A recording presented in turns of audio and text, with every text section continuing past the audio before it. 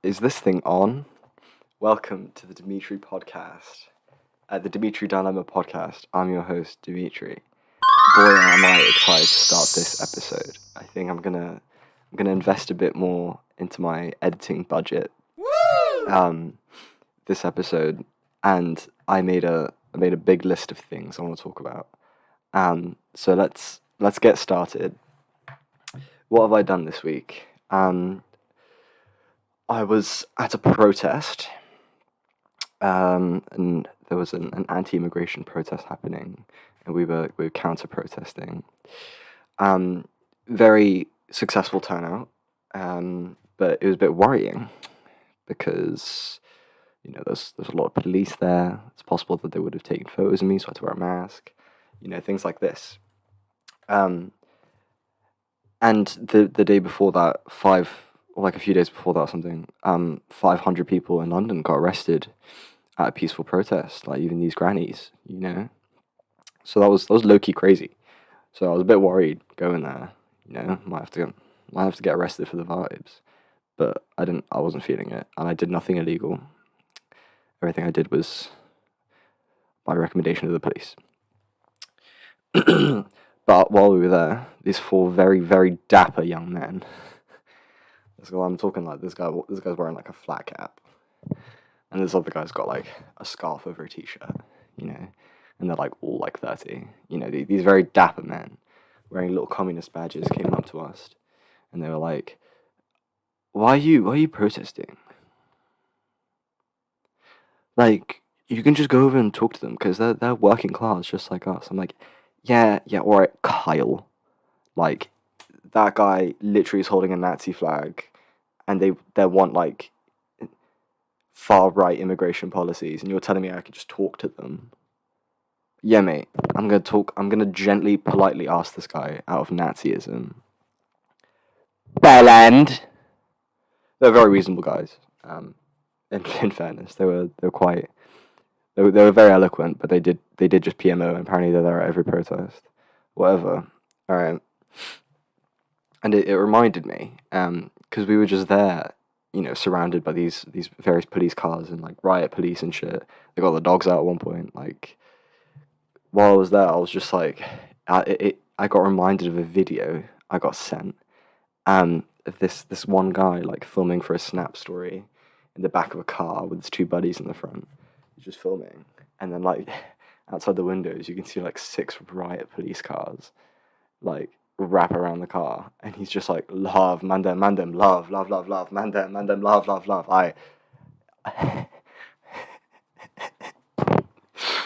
That's like fucking like riot police. Like these guys, they have like guns. Like these guys are armed police, and he's like, love, mandem, love. And I was thinking about that at the protest. There's also a lot of horses there. There was a armed special unit police on horses, and there was a chant going around saying, "Get those animals off those horses." Fucking amazing. We told the police to quit their jobs, allegedly. Um, there were an ambulance went by, had some people go, real job, real job. And I'll like point to the police and be like, your boss is a prick. Your boss being cased down. I don't really like him. Jinkies! I don't know if that's a hot take or not. Alright. Ice cold can of Dr. Pepper. Do you know how hard this is going to hit right now? Oh, I hear that. Oh, Lord. My next topic of conversation that I wanted to talk about was Italian Americans. There is a certain, like, you guys of all, the Italian American New Yorker quite well, that character, I guess, or that stereotype. But I keep getting TikToks of these men in the modern era, and it's the funniest shit ever because like they're like not Italian anymore at all, but they're like, in Sicily we don't say mozzarella, we say mozzarella. And I'm like, yeah, sure, bro. I'm not educated enough to know that topic, but that has to be some kind of like appropriation going on. I'm not. It feels like spiritually Israeli, you know. and I keep getting like recommended videos of just like them like what I order at the deli. Hey, give me some bread with some prosciutto, some Olivier oil, balsamico, mozzarella, basilico. You know, and I'm like, you mate, you literally have lived in New York your entire life. Every time you talk like this, it's like those white mums that go to like Mexican restaurants and go "Hola" to the white waitress. Like you ever see Taxi Driver, like the film, and there's that one scene where he's like arguing with that guy, and he's like, "Man, we should get these immigrants out of here," and he's like, "I would have fucking jumped this fucker if I." That's real Italian American, you know. Vietnam War vets like going insane. That's my real guys. We tried to make a playbook once. I was like a really bored 15-year-old, and I was like, I'm gonna write a book. So I started it. I went 2 pages in, and I like that was like maybe a week after I first watched Taxi Driver, and I read back on it the other day, and I'm like, it was just a draft, so I called it like 80s New York, and he's like, man, fuck this city. Neighbors are fucking like rats. You know, and like I wrote an entire like 2 page novel about that. Um, and I look back on it, I'm like, I used some literary devices. Like low key, I used a simile like that. I don't know I was that smart. I don't know I could use a simile like that. Or a metaphor? Bro, oof. Metaphor about the drain, like a musty drain dripping right outside onto your front door because you live in a shithole in 80s New York. Metaphor about that? What you know about that? Tap in, let me know. Let me know. Tap in. Okay. I've been warming up a bit to this, and I'll probably displease a couple fans, but I need to talk about Taylor Swift. I need to talk about Taylor Swift. I have a lot of gripes with this young lady. Um, to begin with, she is a billionaire. There is no ethical way to earn $1 billion. You cannot, with honest work, earn $1 billion. Right? There has to be some exploitation going on there somewhere. At least, that's literally basic economics. And she's a billionaire, and they praise her for being very honest, despite the fact she's a billionaire. She's in a private jet. Like, do you want the class divide between you and someone who uses a private jet so frequently? Like her emissions are like the top of every celebrity ever. You know, like that. You are very, as a fan, you are so different to her and what she believes and her beliefs. You have more in common with, as a Taylor Swift fan, you have more in common with someone who hates Taylor Swift than you do Taylor Swift herself. You know. Um, Second on my second gripe, she kind of ruined her potential. I think, like her first few albums, they're pretty good singer songwriter albums. You know, they're not bad in any sense, and some of the lyrics, sure, are quite creative. Even I'd go far to say that, but it wasn't groundbreaking. But she made a good few pop albums. But her most recent album, um, we all know the one I'm talking about. She ruined her potential. I think she ruined her potential to have some kind of legend status. Because you look at a band like Radiohead, despite the fact that I don't really listen to much of their music anymore, I think they've secured themselves a massive legacy because they didn't release an album that was like half baked. They put like true care into what they did, and same with Pink Floyd. Not all their albums are good, even, but they took care of like what they were kind of publishing, and I think she didn't. She made a massive like cultural misstep um, when she released this newest album. It ruined the potential that she had to be a legend. Um, and another gripe I have is that fans often say that Taylor is um, a very eloquent songwriter. Her lyrics are amazing, you know, and she's like the best songwriter of our generation, as some Taylor Swift fans say. And to that, I fully disagree. Because, well, first of all, the likelihood she actually writes any of her lyrics are slim to none. Um, I mean, innocent until proven guilty, I guess, but come on now. Every every pop superstar has ghostwriters.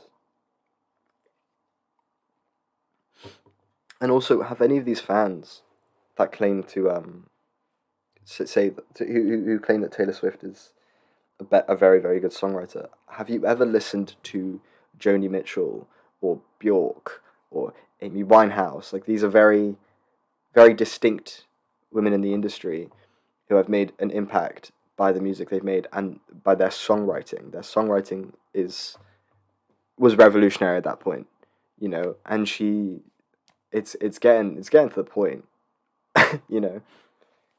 What do you say? He said he didn't like drama, but I was fucking Shakespeare. That Rupi Kaur poem, or whatever it was. That's low key what the Taylor Swift fans remind me of. And I was having this same argument with my flatmates. Two of them, they're both very Welsh, and they both really like Taylor Swift. Um, I was having this argument with them about how Taylor Swift is a billionaire and she's evil. And they said, "Oh my god, no, but she donated $10 billion." When you first see that, you think, "Oh shit, $10 million. That's $10 million. That's a lot of money, you know." But then that's like 0.0% of our income, 0.1. Like, it is an absolutely tiny fraction of her income. That's like you just handing a five every day to a homeless guy, and you're like, well, guess I'm as philanthropic as Taylor Swift. No, you're not going to think that. Come on now. Basic economics. This woman is a billionaire, which means she is evil and a witch. And that's on facts. That's on God. Also, y'all, peep the tea right now. It's Garfield slam dunking on them hoes. Tap in. Yo, real fans don't know how much I love how much. Ugh! Real fans know my Garfield obsession. He came at a very important time in my life. Real fans know. I'm ripping on that triple melon, Lost Mary. If you know, you know. Because that's 3 whole melons. Triple melon. Do you know how generous that is? 3 whole melons. 1 melon for £2. Triple melon. Because I'm trying to hit my 5 a day. Okay, on to my next topic of conversation. What the fuck was that? I've had a few funny lecturers so far. This one man.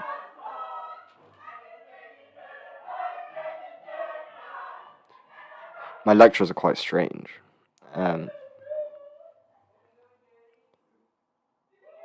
Sorry, my roommates are gossiping and singing Sabrina Carpenter. Give it a second. Okay, I think they calm down. On to my lecturers. It's mate. I sit next to like the worst people to sit next to a lecturer. They're just like the funniest people in the world. I was playing Clash Royale on my phone because I was really bored. And then I went like, "Oh, bro, this guy only has air troops," because he used like 4 or 5 air troops. Like, he got balloon and shit. And this guy went, "Oh, bro, you're playing Israel. That guy's got the Iron Dome," and it finished me off. I had to put my phone down and giggle. And then later in that same lecture, my professor was like, "Yeah, let's put a handle whenever you write something on Menti. You guys know Menti? He's like, when you write something, like, put a handle, so I know who you are." And he hated, like, name the first few people. Some guy called himself HS2, that failed motorway. And he was like, the guy was like, "Oh, that's the funniest shit ever." I laughed. I was funny as fuck. And then some guy wrote Evo Pekka on the screen, and my lecturer was like, "Evo, I'm not sure how to say this. What is it? Is it a rude word?" And wrote down Pekka. And he's like, "How do you pronounce it?" "Pekka. Evo Pekka." Wow. what is that? And then some guy went, it's a pop culture reference. And he went, and carried on his mate, I live such a cartoonish, freakazoid life. Day in my gacha life. Day in my goddamn fucking chungus ass life. Bro, fuck my life, dead ass. I'm so guilty about the randomest shit. I got myself a KFC earlier, because I was like, well, first of all, I'm having a bum day. I'm doing a bum today. So I'd like to order some food, make myself feel good. And I haven't ordered food yet, so I ordered myself a KFC. I ate it I wolfed it down in like 0.5 gigahertz seconds. And I just I felt so guilty. I felt like Catholic guilt afterwards. Like, I'm talking biblical level, like 7 deadly sins kind of guilt. Literally, after I ate it, I lay down for 50 minutes to decompress. And then did my laundry. If I didn't have to do laundry, that would have been at least 20 minutes. Are you kidding me? And then I just had guilt for the rest of the day. And then I smoked a few cigarettes and I went outside and I was fine. I fucking wish I had a balcony. I hate uni accommodation. They give us cuck chairs. Our living room, we have a kitchen, right? But then we don't really have a living room. It's just a very wide corridor. And we all decided to put 8 cuck chairs in a circle in the living room, and that's our living room, I guess. Cuck chairs. That's inventive and genius and clever. Hello, have you ever seen 18 to 19-year-olds do that with that level of innovation? Are you kidding me? Uni's weird though. It's starting to almost stimulate me. I'm almost trying. Oh shit! Sorry, one sec. Yo. Thank fuck for the Lidl Plus card, sponsored by Wessex Water. Use your taps, kings. Yo, they got me these blackberries for free because my Lidl Plus card. You know how hard I'm gonna munch on these. All right, blueberry check. Yummy. Banging, amazing, free. Let me know. So yeah, uni, shit's weird. I can't lie.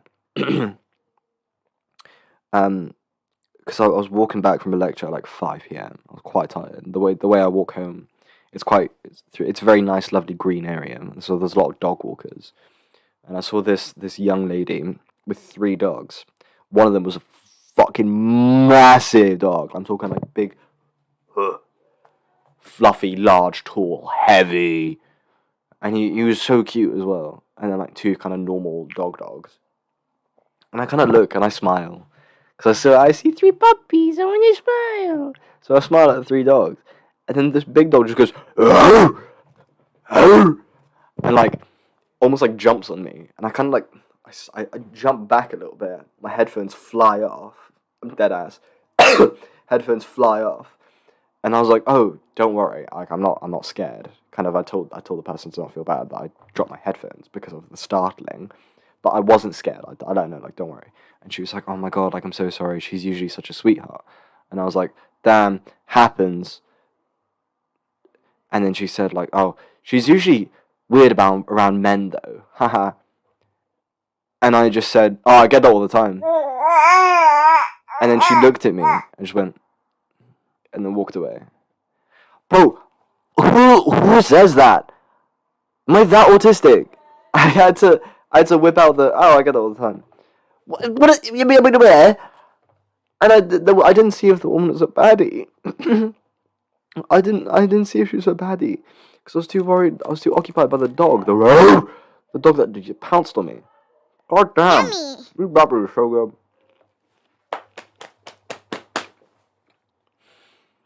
Alright, no, on God, I think the curse has been lifted. Because I low-key think I've been cursed. My whole life. Certain points where I have strings of bad luck. 3 months. A week. 3 years at one point. And I finally think there's something about the last 3 months of 2025. I'm so ready for what these months have for me. I don't think you quite understand. This is the great lock-in. The great lock-in. We're gonna be, as in the community, the world, and most importantly, the Dimitri Dilemma podcast fans, right? We are gonna lock in so hard. You need to discover that you have free will. Send that message to a person. Change the timeline, right? Text your ex. Who gives a monkey? You're locked in. But don't be silly, right? So I think the curse might have been lifted. I mean, today, for example, well, bad example actually, because today I've had quite bad luck. And this brings me on to my saga that I'm having. I'll run it back and then I'll link the two storylines together.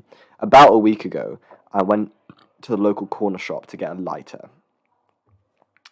And I went to the lady and I said, "Hello, can I have a lighter, please?" Because I also had some other things with me. I think like tomato soup and bread. And I was like, "Can I also have a lighter?" So I had the whole homeless ordeal. And then she was like, "Do you have any ID on you?" "Yeah, I do. Do you want to see it?" No, I didn't say that. I quietly pulled out my wallet and gave her my ID. And she looked at it and went, 2007? And then like typed it in. She was like, surprised it worked. And it gives it back to me. And I'm like, okay,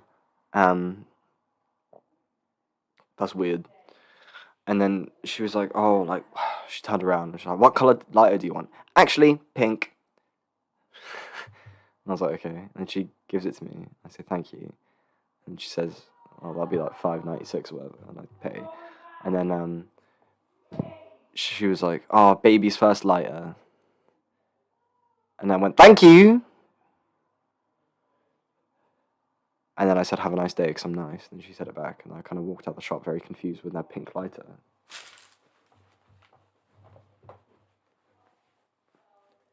This pink lighter. Fuck ass pink lighter. And then today, I was going to go for a smoke. I went out and about. I was very happy. I was going to be, I was going out for a smoke. Relax. Long day of bumming out. Only to get there, I don't have a lighter. And I was like, fuck, I have to walk all the way home. A whole 3 minutes home. Are you kidding me? Get my lighter? What? But then I realised the one stop is there. Uh-oh. I don't have my lighter. Oh, sorry, I don't have my... the local one stop is there. Closer. Oh, I don't have my ID on me, I say to myself. But then I realise, actually, I'm in there every other day buying Rizzler or a lighter or papers or something, or filters. I'm in there quite often. And then I saw a new guy at the till, and then he was like, "Have you got any ID on you?" And I was like, "Fuck, I left it home. I'm really sorry, but I mean, I come here every 2 days, man. I think she'll cover me, because the baby's first lighter girl was a meter away stocking shelves." And then he went, okay, and then looked, and then he said, he fucking said, "Is this guy alright?" And she was like, She was like, "Oh, is this guy alright?" And she was like, and kind of started she recognized me, and this guy went, is he sound? Do you know him? or some shit like that. I was so confused. I was like, what is this fucking one-stop secret code that they use? And then she was like, "Oh, I reckon, yeah, he's fine." He went, "Aye," and then gave me my lighter, and now I have another lighter. It's not pink. He also picked the color this time. Purple. Are you kidding me? Oh, match my shirt. Low key, tap in. Let me know. Match my shirt. The fuck? Oh, yo. I'm actually so grateful. First episode already hit 500 views. Who is watching this? I sent it to a few friends and showed my flatmates, but who, why do I have so many views? Whose auntie is watching me right now? Yo, tap in. Aunties, tap in. Single aunties, tap in. Single aunties near me, comment down below. I'll give you a Blackberry. And we can share a Dr. Bob. Aunties, tap in. Yeah, I've already had 35 subs or something. 500 views. I'm a lucky boy. I hope this episode does similarly, because I'm going to clickbait the title, call it The Taylor Swift Episode. Gone woke. yeah, that's so me. That's a bit me. That is. Um, and that's dead ass like my entire list of things to talk about. It won't focus. I spent a whole week compiling that. It's only been 26 minutes recording. What? Yo, okay. I think honestly, I'm very happy with the way this turned out. Okay, let's sign off. Uncle wants to go to bed, I think. I'll thank you for listening to the Dimitri Dilemma podcast. I've been your host, Dimitri, and this is the Dilemma. Good night.